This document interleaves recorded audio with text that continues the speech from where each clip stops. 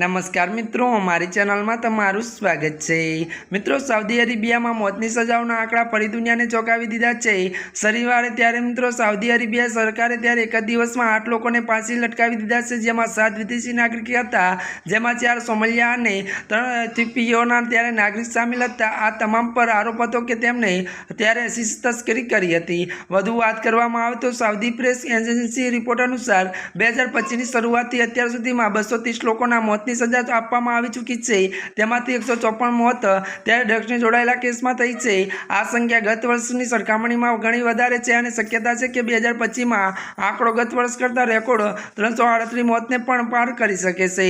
મળતી વિગતો અનુસાર મિત્રો વધુ વાત કરવામાં આવે તો વિશ્લેષણનું ત્યારે કહેવું છે કે મોતની સજામાં આવેલી ઝડપી ત્યારે 2023માં શરૂ કરાયેલા વોર ઓન ડ્રગ્સ નીતિનું પરિણામ છે। કેટલાક લોકોને એવા સમયે ત્યારે ધરપકડ કરવામાં આવી હતી જેમની સુનવાઈ હજુ પૂરી થઈ નથી, સજામાં બદલી રહી છે।